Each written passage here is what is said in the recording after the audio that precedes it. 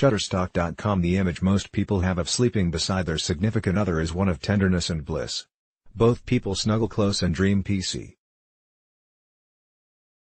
In reality, however, many people struggle to sleep with another person in the bed. The reasons range from the classic blankets or no blankets conundrum to the less cliché issue of a partner who travels a great deal. Regardless of the reason, many people continue to share beds because that's just what people do. In reality, however, numerous couples sleep in separate bed while still maintaining a healthy relationship in life. Sometimes, couples who sleep separately have healthier and happier relationships than couples who share a bed because the couple that sleeps separately is more rested more consistently. Don't risk your health on a romanticized ideal of bed sharing. Here are 8 reasons to sleep separately from your partner. Snoring. It is the nightmare of every person who has ever shared a room, from siblings to college roommates to married couples. One person is left lying awake because the other person in the room snores like a chainsaw. While snoring can sometimes be cured by devices that help open a person's airways, more often snoring is an inescapable nuisance. It either leaves both people exhausted because the non-snorer keeps waking up the snorer with orders of "you're snoring, roll on your side," or the snorer wakes up bright-eyed and bushy-tailed from a good night's sleep and is confused as to why their partner is about as friendly as a feral cat. There is no reason why either person in the relationship needs to be going without sleep. Separate sleeping arrangements can allow the snorer to sleep through the night without being awakened by a hissed wake up and let the non-snorer stop wondering why there is a lumberjack in the bedroom. Hot versus cold-natured. The classic issue of sharing a bed is when one person wants blankets and the other does not. She is freezing. He is roasting. She wants 4 quilts on the bed. He's melting under the sheet. Sharing a bed can rapidly turn into a battleground when one person is hot-natured and the other is cold-natured.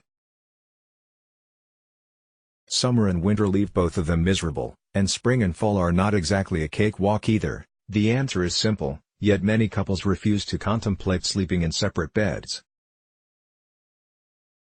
Utilizing separate sleeping arrangements, however, would allow each person to be comfortable when they go to sleep. She can curl up like a cat under a dozen blankets, and he can flop on top of the sheet like a drunken starfish.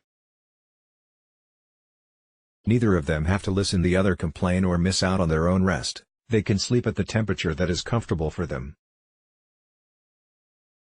Different sleep lengths. The average adult needs 7 to 9 hours of sleep a night, but bed sharing can get unpleasant quickly if one person needs 7 hours and the other is never functional on less than 9. When two people with very different sleep needs share a bed, someone usually ends up unhappy. Either the shorter sleeper has to lay awake in bed for 2 hours, or the longer sleeper is rudely awakened several hours too early each day. Neither of these is good for sleep hygiene. A person who is awake should get out of bed and go about their day. A person who needs more sleep should continue to rest. If the couple shares a bed, someone always loses. If they sleep in separate rooms, the shorter sleeper can get up and go about their day without bothering the person sleeping in, and the longer sleeper can continue to rest without making their partner feel like they are sled to the bed. Different sleep and wake time. Sharing a bed with a night owl is a nightmare for an early bird. The reverse is also true. When two people have very different sleep and wake times, someone ends up getting rudely awakened. Either the early bird wakes up when the night owl climbs in bed at 2 a.m., or the night owl is stuck cursing the sunlight when the early bird gets up at 5 a.m. This gets even worse when there is an alarm involved. Few people can sleep through the racket that an alarm makes in the morning. An alarm sound, after all, is meant to awaken people from deep sleep. So, the well-meaning go back to sleep from an early riser does not help much when their partner is wide awake at 5:30 in the morning. Plenty of couples live in this sort of situation either because one person has a longer commute or because they want to get a workout in before work. Mornings, however, do not have to be a point of contention between couples. All they need to do is start sleeping apart. Different routines. People who are looking to ensure a good night's sleep should make sure that they have a consistent bedtime routine. This could be anything from having a cup of herbal tea at night to listening to some calming music before bed. Problems, however, can arise when partners have different routines. If one person likes calming music before bed but the other likes to meditate in silence, a problem can quickly develop. Trouble can also occur if one person has a routine and the other does not. This leaves the person with the routine feeling out of sorts every night because they have no idea what their partner will do in the evening, thus negating the helpfulness of a routine. Routines and the lack thereof can also be a problem when partners are trying to sleep. If one person wants white noise and the other needs total silence to sleep, one person is always going to be unhappy. There is no reason for this to occur, however, since the couple only needs to stop sharing a bed to resolve the issue. Children's needs. Most people are aware that when they become parents they can kiss uninterrupted sleep goodbye. Between crying babies, toddlers suffering from nightmares and teenagers trying to break curfew, a parent is never going to get the same kind of sleep they did before having children. Whether for better or worse, children sometimes respond better to one parent than the other. A baby might calm more easily when mom holds her than dad, and a toddler might think that dad is better protection against monsters. One parent might also be better at staying up to greet an unruly teenager sneaking in after curfew. In such cases, it is better when parents are sleeping apart. There is no reason for both parents to be exhausted in the morning. If one of them is rested, there is at least one authority figure who is not trying to corral children while moving through the fog of exhaustion. Sleep disorders. Sleep disorders are a nightmare for both those suffering from the disorder and whoever else is unfortunate enough to need to sleep in the same room. Sleep disorders can be invisible, such as overproduction or underproduction of melatonin, or they can be frightening and even dangerous to others such as REM sleep disorders. Some sleep disorders, such as certain variations of clinical insomnia, affect only the person suffering from the disorder. Most disorders, however, will take a toll on whoever else is sharing the room at night. Sleeping separately from someone who has a sleep disorder is not being unsympathetic or uncaring.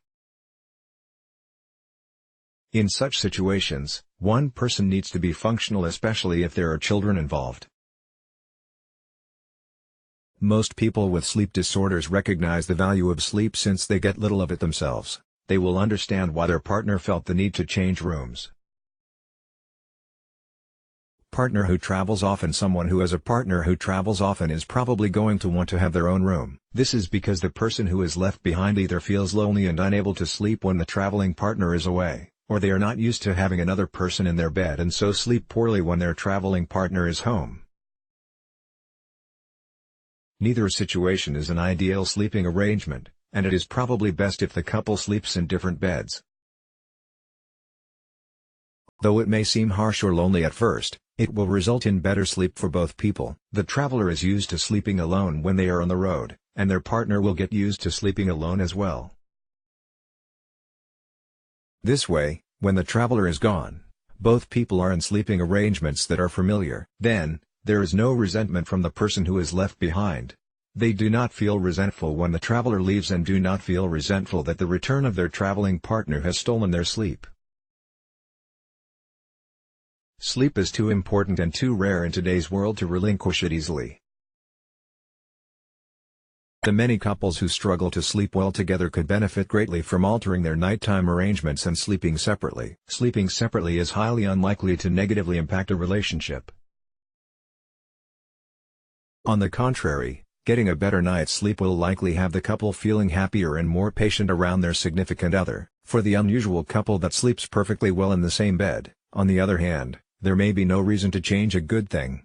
Sleep is surprisingly delicate, so if it ain't broke, don't fix it. Let's block ads. Why?